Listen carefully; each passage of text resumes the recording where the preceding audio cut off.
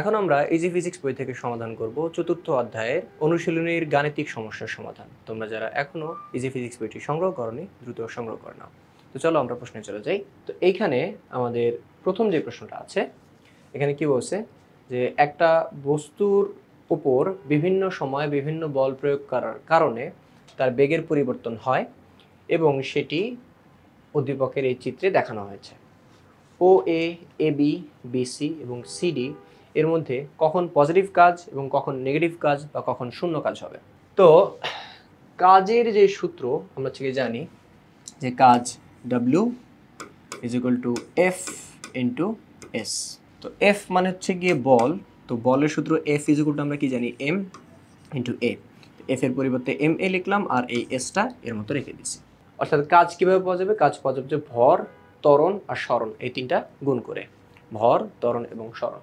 এখন এই তিনটার মধ্যে ভর কখনো নেগেটিভ হয় না, ভর কখনো নেগেটিভ হয় না বা ভর কখনো শূন্য হয় না। সরণ এইটাও কি হয়? সরণ সবসময় পজিটিভ হয়, সরণ বা অতিক্রান্ত দূরত্ব এটা পজিটিভ হয়। এখন ত্বরণটা যদি প্লাস হয় তাহলে কাজের মান প্লাস হবে, ত্বরণ যদি মাইনাস হয় তাহলে কাজের মান মাইনাস বা ঋণাত্মক হবে, ত্বরণ যদি শূন্য হয় তাহলে আমাদের কাজের মানও শূন্য হবে। তো সব কিছু ডিপেন্ড করতেছে কার উপরে? ত্বরণের উপরে। তাহলে দেখো ও এ, এ বি, বি সি এবং সিডি চারটা অংশের কাজ বের করতে বলছে এবং সেটা ধনাত্মক না ঋণাত্মক।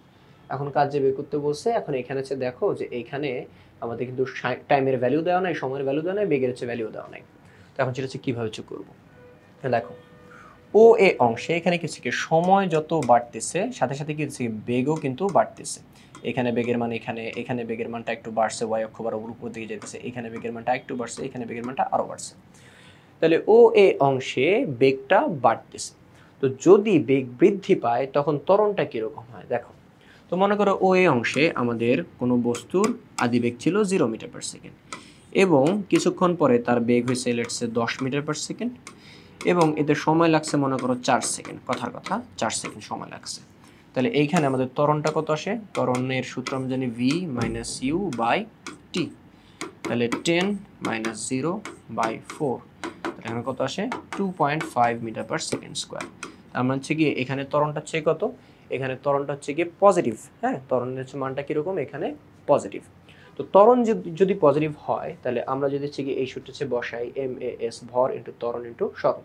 তাহলে ত্বরণটা যেহেতু পজিটিভ তাহলে কাজটাও কি আসবে? পজিটিভ আসবে। তো এখানে দেখো যে কী বলা যে ও এ অংশে বেগ সুষমভাবে বৃদ্ধি পায়, অর্থাৎ সমানভাবে বৃদ্ধি পায়। তার মানে কি বস্তুর ত্বরণ হয়। আবার বেগ বৃদ্ধি পায় বলে ত্বরণ ধনাত্মক, বেগটা যদি বাড়ে তাহলে যেই ত্বরণটা হয় সেই ত্বরণটা প্লাস বা ধনাত্মক। অতএব ও এ অংশে কাজটা কি হবে? ধনাত্মক হবে।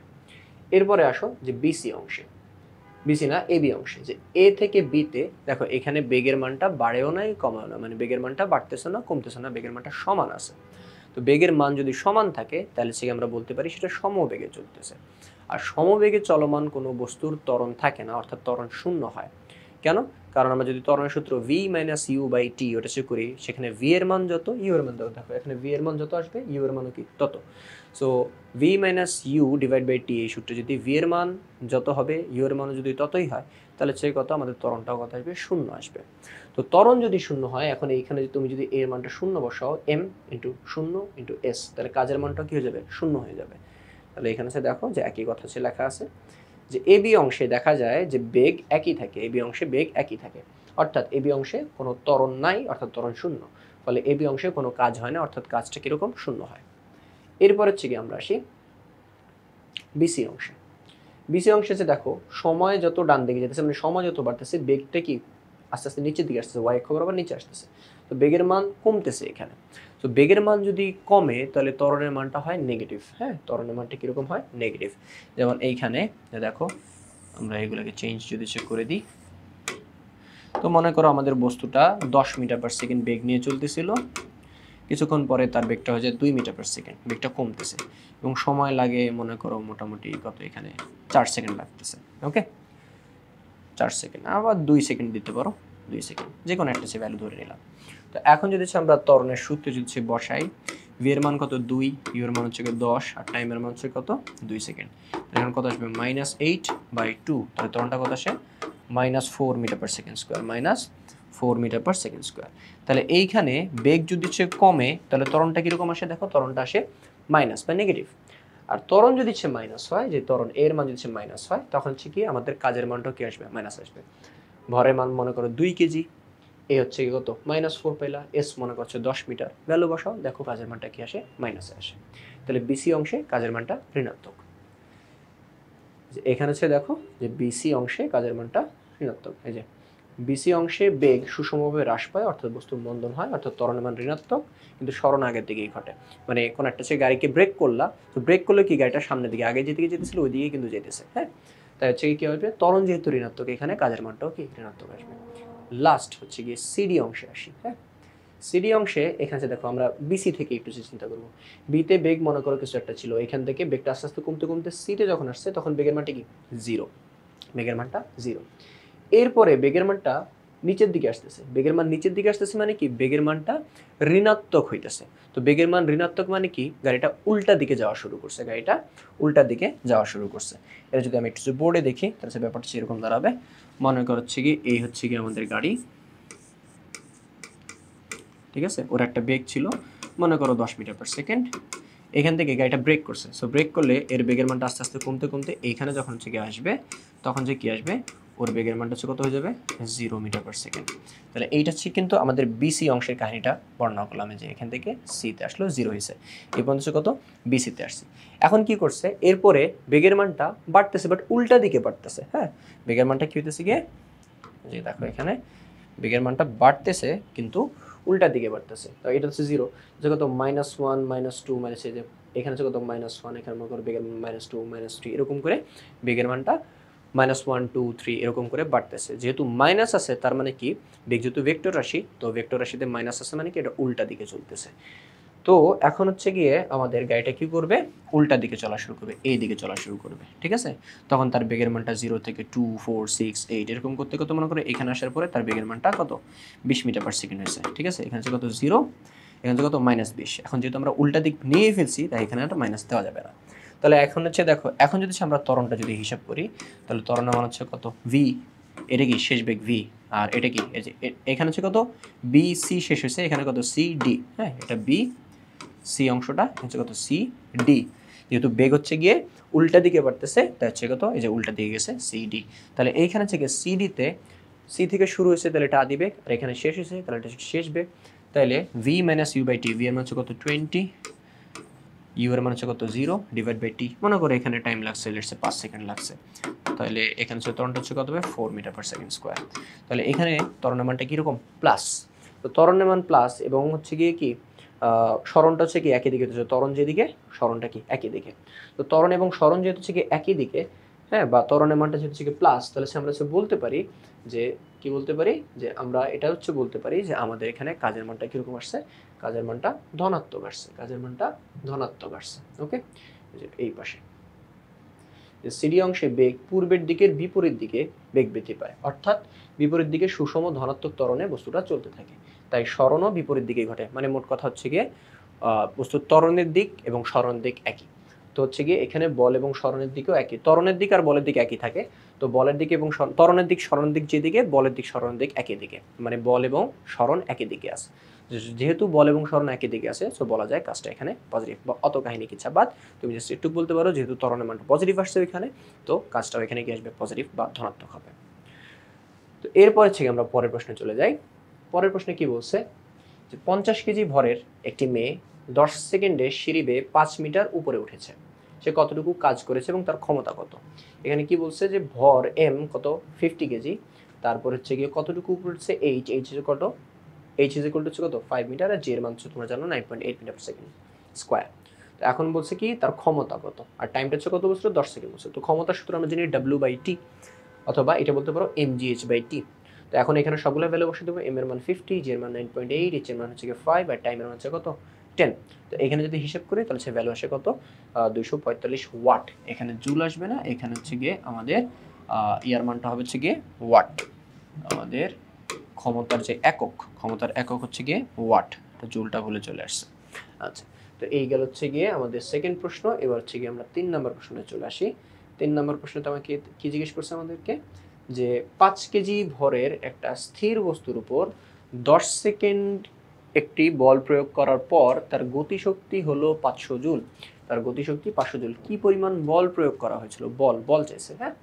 তো 5 কেজি ভরের একটা স্থির বস্তুর উপর 10 সেকেন্ড যাবত একটা বল প্রয়োগ করার পরে তার গতিশক্তি হয় 500 জুল।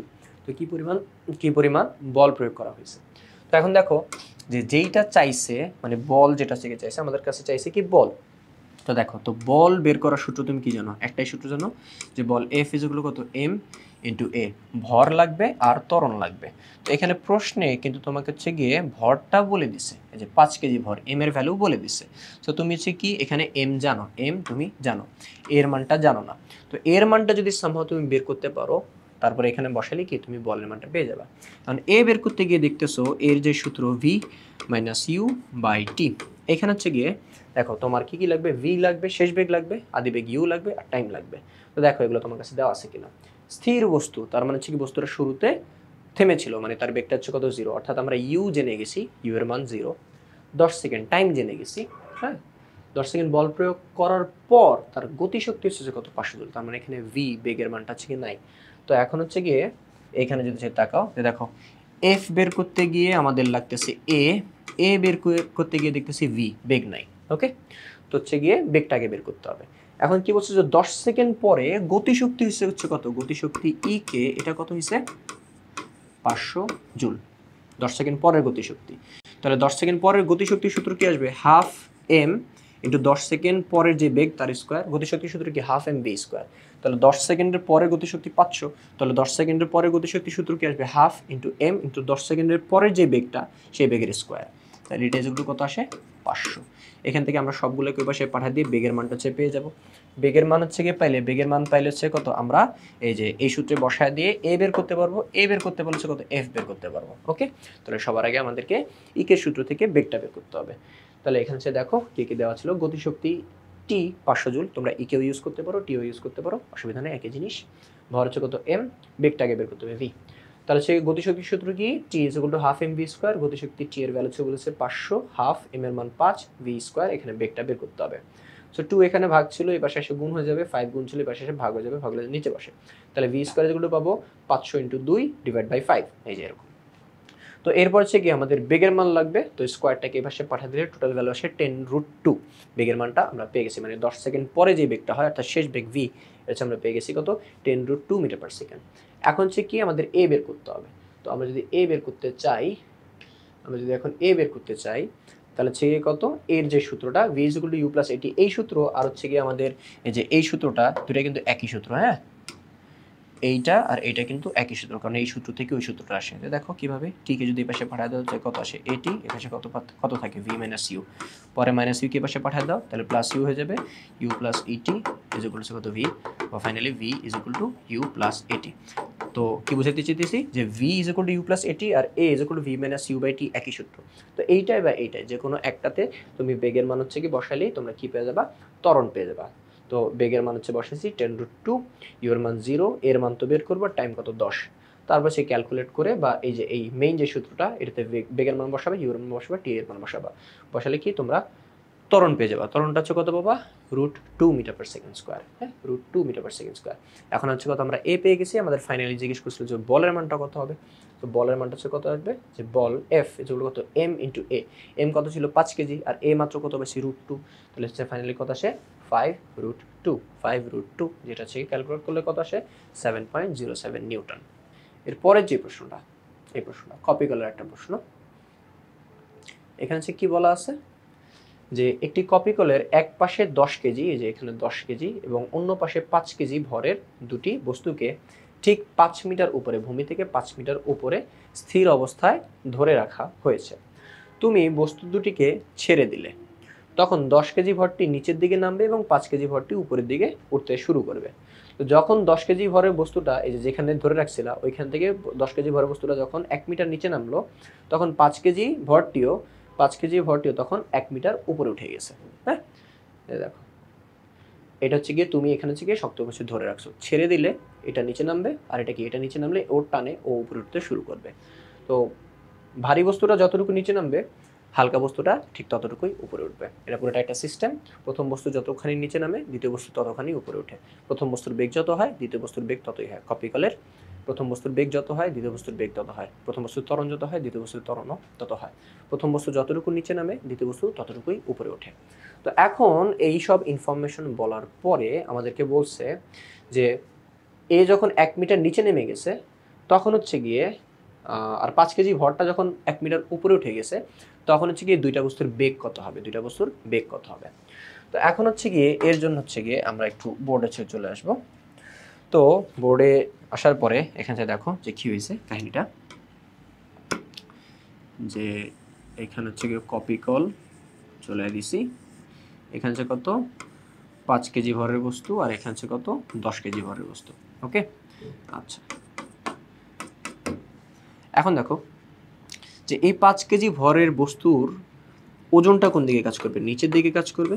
আর হচ্ছে গিয়ে প্রথম বস্তুর ওজন W1 ধরলাম, আর এই বস্তুর ওজনও W2, এটা কোন দিকে কাজ করবে, নিচের দিকে কাজ করবে। যে কোনো বস্তুর ওজন নিচের দিকে কাজ করে। ওকে, তো এইটার একটা সুতা কোন দিকে, উপরের দিকে। সুতার যে টান, সুতার একটা টান থাকবে, টানটা কোন দিকে কাজ করবে, সুতার টানটা উপরের দিকে কাজ করতেছে। ওকে, ওর যে সুতার টান, এই সুতার টানও কি করতেছে, উপরের দিকে কাজ করতেছে। ঠিক আছে, তো ওর টানটাকে ধরলাম T1 আর ওর টানটাকে ধরলাম T2। তো দুইটা টানই, একটা মিনিট, যে কি দাঁড়ালাম, কি বললাম যে দুইটার হচ্ছে গিয়ে কই গেল, এই যে দুইটার টান হচ্ছে কি করবে, উপরের দিকে সে কাজ করবে। এখন এই দুইটা সুতার টান কিন্তু সেম থাকে, দুইটা সুতার টান সেম থাকে। হচ্ছে T1 = T2। তো আমাদের T1 = T2। তো আমাদের হচ্ছে বইতে দুইটাকে T ধরছে যেহেতু সেম, তাই হচ্ছে T রাখতে পারি আমরা। হ্যাঁ, আচ্ছা এখন এখানে হচ্ছে একটা জিনিস দেখো, তোমরা তৃতীয় অধ্যায়ে যে কার্যকর বলের কনসেপ্টটা হচ্ছে পড়ছিলা। কার্যকর বলটা কি, যে একটা বস্তুর উপরে যখন দুইটা বল অ্যাপ্লাই হবে, ঠিক আছে, একটা এদিকে একটা এদিকে, এই দিকের বলটা মনে করো 20 নিউটন, এদিকের বলটা মনে করো 15 নিউটন। তাহলে এই বস্তুর উপরে তুমি বল প্রয়োগ করছো 20 নিউটন আর 15 নিউটন, তাহলে কতটুকু বল কাজ করবে, এই বস্তুর উপরে বল কাজ করবে 5 নিউটন। ঠিক আছে, 20 নিউটনও কাজ করবে না, 15 নিউটনও কাজ করবে না, এই দুইটা হচ্ছে গিয়ে কাটাকাটির পরে যা থাকবে অতটুকুই হচ্ছে গিয়ে এখানে কাজ করবে। তাহলে এই 5 নিউটন হচ্ছে কি আমাদের কার্যকর বল। ওকে, তাহলে এখানে দেখো এখানেও একই জিনিস হবে, যে W1 নিচের দিকে কাজ করতেছে, T উপরের দিকে কাজ করতেছে। তাহলে ওদের দুইজনের কাটাকাটির পরে যেটা থাকবে একটা কার্যকর বল থাকবে। এই কার্যকর বলটা হচ্ছে কত, F1। এবং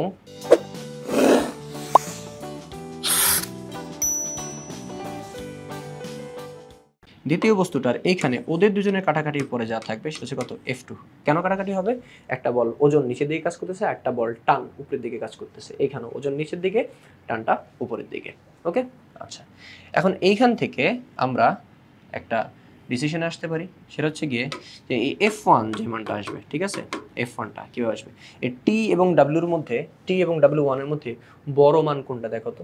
এইটা যেহেতু নিচের দিকে আসতেছে, নিচের দিকে হচ্ছে গিয়ে গতিশীল আছে, তার মানে বলতে পারি যে আমরা উপরের টানটা থেকে নিচের ওজনটা বেশি, এই জন্যই ও নিচের দিকে আসতেছে। তাহলে এখানে বেশিটা থেকে কমটা বাদ দেওয়ার পরে যা হবে সেটা কি, কার্যকর বল। নিচের দিকে একটা বল, উপরের দিকে একটা বল, তো বড় বল থেকে ছোট বলটা বাদ দেওয়ার পরে যা থাকতেছে সেটাই কি, কার্যকর বল। আর ওর জন্য এখানে হচ্ছে গিয়ে যে F2টা হয়, F2টা কি আসবে, এখানে টান এবং দ্বিতীয় বস্তুর যে ওজন W2 এর মধ্যে হচ্ছে গিয়ে বড় কোনটা, এর মধ্যে বড় অবশ্যই টান। কেন, কারণ বস্তুটা উপরের দিকে গতিশীল আছে। তো বস্তুটা যেহেতু উপরের দিকে গতিশীল আছে মানে উপরের দিকের বলটা কি বেশি, দুইটা বল কিন্তু টানাটানি করতেছে, একটা নিচের দিকে একটা উপরের দিকে। তো এই বলটা ওজনটা নিচের দিকে নিয়ে যেতে চেয়েছে আর টান বলটা কি করছে, উপরের দিকে নিয়ে যেতে চেয়েছে। তাহলে হচ্ছে কি হবে এখানে, যে এটা তারপরেও যেহেতু উপরের দিকে যেতেছে তার মানে উপরের দিকের বলটা বেশি। তাহলে F2 হচ্ছে কত, বড়টা থেকে ছোটটা বাদ দেওয়ার পরে যা হবে। আশা করি এটুকু বুঝতে পারছো। এখন হচ্ছে কি আমরা এখানে চলে আসি। তো এখানে হচ্ছে দেখো যে 10 কেজি বস্তুর জন্য, মানে প্রথম বস্তুটার জন্য, যে এই বস্তুটার জন্য ওর F কার্যকর বল কত, W1 মানে ওজন মাইনাস টান। তাহলে এখানে যে কত, যে এই যে আরেকটু হচ্ছে এলাবোরেট করি তাহলে বুঝতে সুবিধা হবে। আচ্ছা এখন এখানে দেখো F1 এটা কি, কার্যকর বল। আমরা জানি কি কার্যকর বলের সূত্র কি, M × A, M × A। তো এটা যেহেতু প্রথম বস্তুর জন্য কার্যকর বল, তাহলে M1 × A1 আসবে, M1 × A1 আসবে। আর W1 মানে কি, W1 মানে কি প্রথম বস্তুর ওজন, তো প্রথম বস্তুর ভর ইন্টু G, প্রথম বস্তুর ভর হচ্ছে কত, M1 ধরছি। আর এখানে টানের মানটা আমি জানি না এখন। ওকে, আচ্ছা আর এইখান থেকে আমরা বলতে পারি F কি, কার্যকর বল। কার্যকর বল মানে কি, F = MA, এখানে কত, T - M2 × G। ওকে, তো F2 এটা যেহেতু দ্বিতীয় বস্তুর কার্যকর বল, তাহলে দ্বিতীয় বস্তুর ভর ইন্টু দ্বিতীয় বস্তুর ত্বরণ। কিন্তু তোমাদের হচ্ছে কি আমি প্রশ্নটা করানোর শুরুতে একটা কথা বলছিলাম যে এরকম কপি কলে আবদ্ধ সিস্টেমে দুইটা বস্তুরই ইচ্ছে কি হয়, দুইটা বস্তুর ত্বরণটা সেম হয়। তাহলে A1 আর A2 কি আসবে, সেম আসবে। যেহেতু সেম আসবে, তো দুইটার হচ্ছে ত্বরণকে আমি A ধরতে পারি। প্রথম বস্তুর ত্বরণ যত, দ্বিতীয় বস্তুর ত্বরণ ততই, অর্থাৎ দুইটাই A। তো এখন হচ্ছে গিয়ে বাকিটা হচ্ছে বুঝতে পারবে এখানে। তো আমরা এখানে দেখো যে M1A is equal two M1G minus T, এটা চেয়ে পাইছিলাম। এই যে এখানে দেখো যে M1A is equal two M1G minus T, ওকে, যেরকম এখানে দেওয়া আছে, এটা একটু ঘোরায় লেখা আছে, একই কথা। আর দ্বিতীয় বস্তুর জন্য হচ্ছে কত, M2A is equal two T minus M2G, একই জিনিস। এখন এটাকে 1 নম্বর সমীকরণ দেওয়া হয়েছে, এটাকে 2 নম্বর সমীকরণ দেওয়া হয়েছে, ওকে। এই যে এই জিনিসটা হচ্ছে কি 1 নম্বর সমীকরণ, এটাকে কি 2 নম্বর সমীকরণ। এখন 1 নম্বর সমীকরণ আর 2 নম্বর সমীকরণটাকে যদি আমি যোগ করি, তাহলে 1 নম্বর সমীকরণে কি ছিল, M1A ইজ ইকুয়াল টু কত, M1G মাইনাস T, আর দ্বিতীয়টা কি ছিল, M2A is equal two T minus M2G। এটাকে এটাকে যদি যোগ করি, তাহলে এই পাশে আলাদা যোগ করতে হবে, কত, M1A plus M2A is equal two, এখানে মাইনাস টি প্লাস টি কাটা, এখানে থাকতেছে কত, M1G মাইনাস M2G। এখান থেকে দেখো A কমন যায়, সো A কমন নিয়ে ফেললে এখানে কত থাকে, M1 প্লাস M2, এখানে G কমন নিয়ে ফেললে M1 মাইনাস M2, এটা লেখা যায়। এখান থেকে আমরা A এর মান বের করতে যদি চাই, তাহলে M1 প্লাস M2 কে ওই পাশে পাঠিয়ে দিতে পারি। তাহলে এখান থেকে আমরা ফাইনালি লিখতে পারি A is equal to G into M1 minus M2 by M1 plus M2। তো এই যে ত্বরণটা বের করলাম, এটাকে তুমি খাতায় নোট করে রাখতে পারো। এটা হচ্ছে গিয়ে যে কপি কলে যে ঝুলানো যে দুইটা বস্তু থাকে তাদের ত্বরণের সূত্র। যদি কপি কলে দুইটা বস্তু ঝুলানো থাকে, মুক্তভাবে দুই পাশে দুইটা বস্তু ঝুলানো থাকে, উদ্দীপকে যেরকম আছে, হ্যাঁ, ওইরকম যদি থাকে, তাহলে ওই বস্তুগুলোর ত্বরণ কত হবে, G into M1 minus M2 by M1 plus M2। তো তোমার এত প্রমাণ টমান না দেখে তুমি ডিরেক্ট এখান থেকে অঙ্ক শুরু করলে হবে। তো এটাকে তোমরা নোট করে রাখতে পারো, ওকে। তো এর হচ্ছে সূত্র হচ্ছে চলে আসছে, এই যে এখানে দেখো সেম ক্যালকুলেশন আছে, যে সমীকরণ 1 আর 2 যোগ করে আমাদের এর মানটা কত হচ্ছে, G into M1 minus M2 by M1 plus M2। এখন এইখান থেকে আমরা কি করছি, G এর মান বসাইছি, M1 M2 বসাইছি, নিচে আবার কত, M1 প্লাস M2 বসাইছি। তাহলে আমাদের ত্বরণ কত আসে, 3.27 মিটার পার সেকেন্ড স্কোয়ার।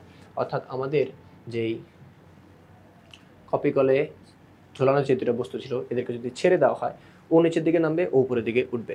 তাহলে ওর এইদিকে নিচের দিকে বেগ বাড়বে, ওর উপরের দিকে বেগ বাড়বে। তো বেগ বাড়লে কি থাকে, ত্বরণ থাকে। তাহলে ওর ত্বরণটা হবে 3.27, ওর ত্বরণটা কত হবে 3.27। ওর ত্বরণটা এইদিকে, ওর ত্বরণটা কোন দিকে, উপরের দিকে, ওকে। আচ্ছা, তো এখন হচ্ছে গিয়ে বাকি অংশে চলে যাই। তো বাকি অংশ হচ্ছে গিয়ে আমাদের কি বের করতে বলছিল, আমাদের কিন্তু বের করতে বলছে যে ও যখন 1 মিটার নিচে নামবে তখন ওর বেগ কত, আর ও যখন 1 মিটার উপরে উঠবে তখন তার বেগ কত। তো তার জন্য হচ্ছে কি আমরা ত্বরণটা আগে বের করে নিয়েছিলাম। আমরা ত্বরণ কেন বের করছি ওইটা হচ্ছে কি বলতেছি, দেখো বেগের সূত্র কি, v is equal two u plus AT, এই একটা আছে হচ্ছে কি v square is equal two u square plus 2as। দেখো তুমি এই সূত্র দিয়ে v বের করো বা এই সূত্র দিয়ে v বের করো, তোমার দুই ক্ষেত্রে কিন্তু ত্বরণ এর মানটা লাগবেই লাগবে, হ্যাঁ।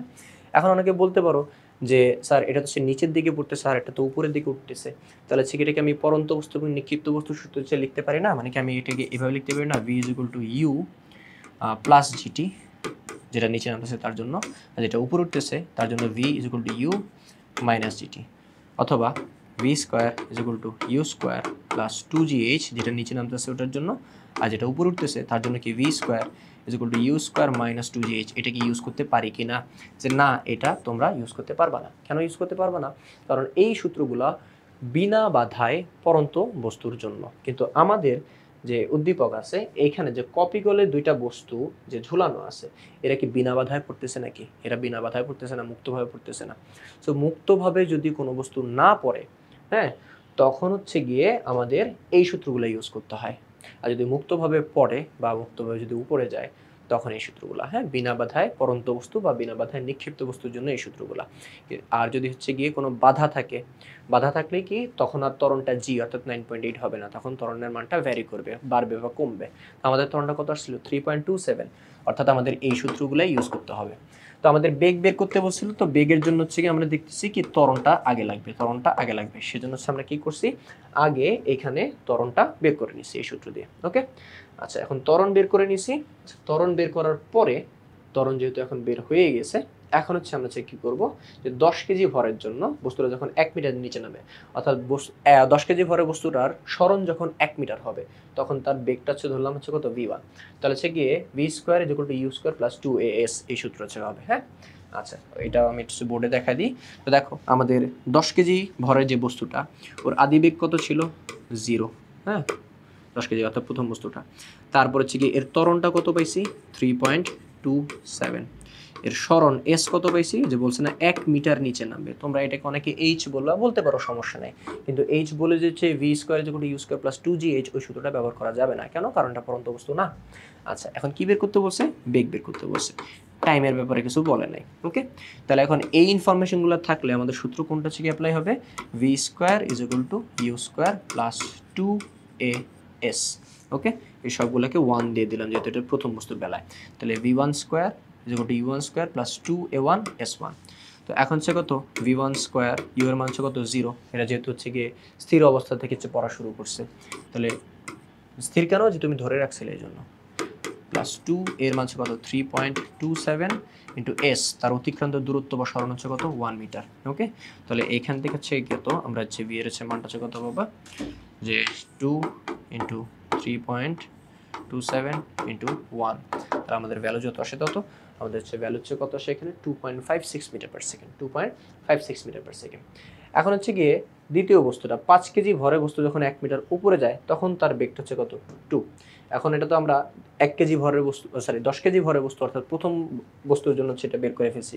এখন দ্বিতীয় বস্তুর আদিবেগ কত ছিল, 0। দ্বিতীয় বস্তুর ত্বরণ কত, 3.27।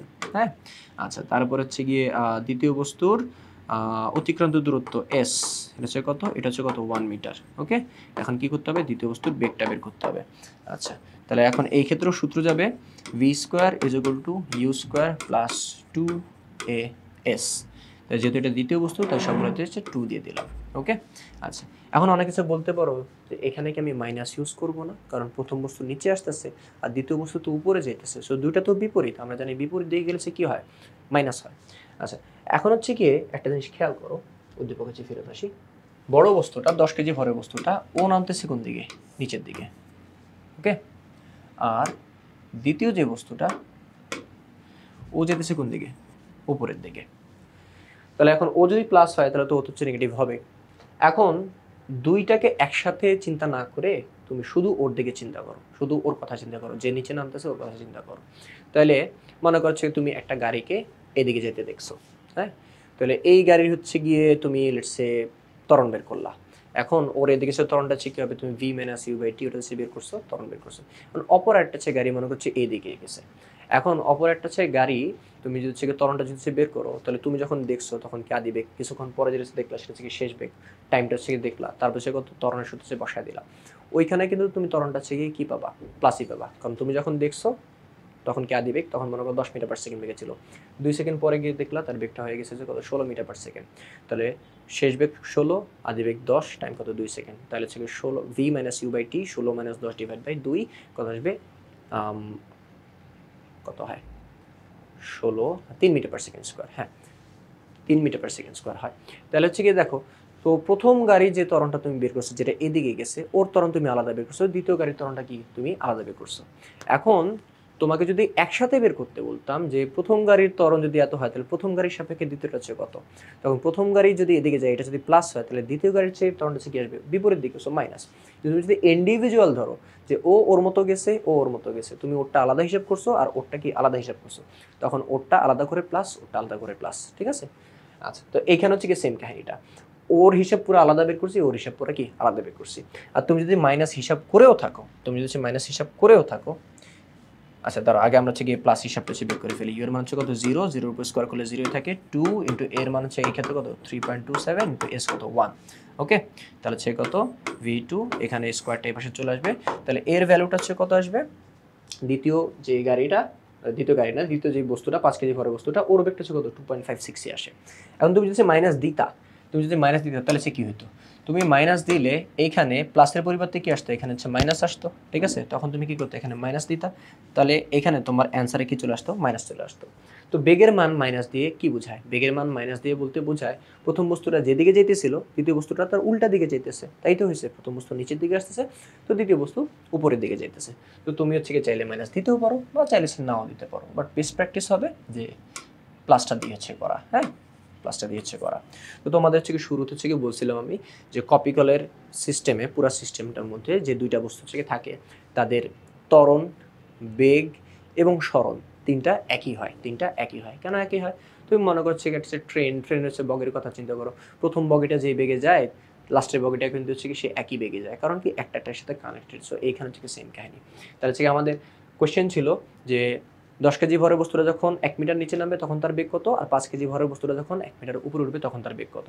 তাহলে আমরা বলতে পারি যে 5 কেজি ভরের বস্তুটা যখন 1 মিটার নিচে নামে এবং 10 কেজি ভরের বস্তুটা যখন 1 মিটার নিচে নামে এবং 5 কেজি ভরের বস্তুটা যখন 1 মিটার উপরে ওঠে তখন দুজনের বেগটা হচ্ছে কি সমান থাকে, সেটা হচ্ছে কত, 2.56 মিটার পার সেকেন্ড। আশা করি বুঝতে পারছো। এরপর হচ্ছে কি আমরা পরের কোশ্চেনটাতে চলে যাই। পরের কোশ্চেন এসে বলছে যে 100 মিটার উপর থেকে 5 কেজি ভরের একটি বস্তু ছেড়ে দেওয়া হয়েছে, কোন উচ্চতায় বস্তুটির গতিশক্তি তার বিভব শক্তির দ্বিগুণ হবে। হ্যাঁ, কোন উচ্চতায় বিভব শক্তি গতিশক্তির দ্বিগুণ হবে। আচ্ছা, তাহলে আমাদের এখানে টোটাল যে উচ্চতাটা সেটা হচ্ছে কত, h = 100 মিটার, বস্তুর ভর হচ্ছে কত, 5 কেজি। হ্যাঁ, আচ্ছা এখন এটা হচ্ছে কত, আমরা একটু বোর্ডে বুঝে আসি, তারপর তোমাদের জন্য বুঝতে সুবিধা হবে। দেখো কি করছে, এইখানে একটা বস্তু আছে ভূমি থেকে, যেটা ভূমি থেকে 100 মিটার উচ্চতায় রেখে দিছি 5 কেজি ভরের একটা বস্তু, এইখান থেকে একটু কত, 100 মিটার।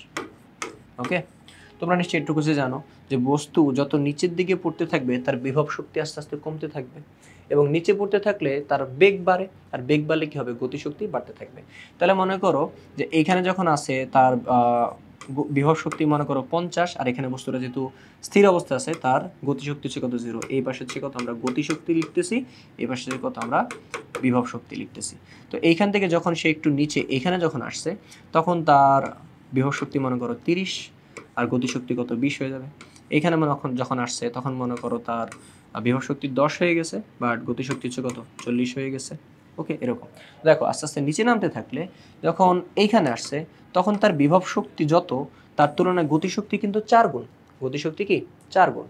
আবার এমনও হতে পারে এমন একটা জায়গায় আসছে এখানে হচ্ছে কত, 25, এখানে হচ্ছে কত, 25, বিভব শক্তিও 25, গতিশক্তি 25, সমান সমান হচ্ছে হইতে পারে।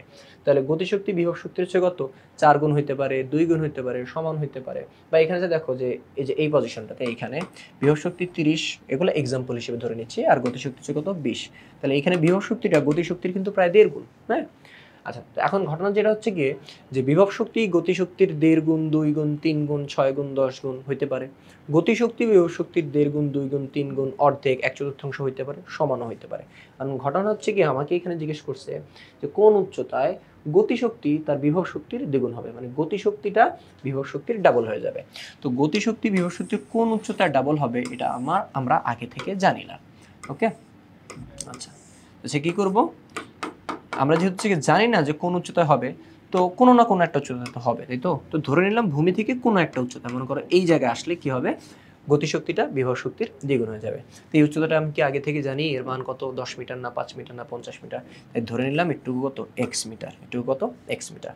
তাহলে ধরে নেব ভূমি থেকে এক্স মিটার উচ্চতায় আসলে তার হচ্ছে কি মানে উপর থেকে নিচে নামবে, উপর থেকে কিন্তু না, ভূমি থেকে এক্স মিটার উচ্চতায় এইখানে যখন আসছে তখন হচ্ছে গিয়ে এর গতিশক্তিটা, মানে এইখানে যে গতিশক্তি হয়, এখানে গতিশক্তিটা, এইখানে যে বিভব শক্তি হয়, এখানে তো কি এই বস্তু যখন এখান থেকে এখানে যখন আসবে তখন তার একটা বেগ থাকবে, এই বেগের জন্য একটা গতিশক্তি হবে, আর ভূমি থেকে একটা উচ্চতায় যেহেতু সে আসে তার একটা বিভব শক্তিও থাকবে।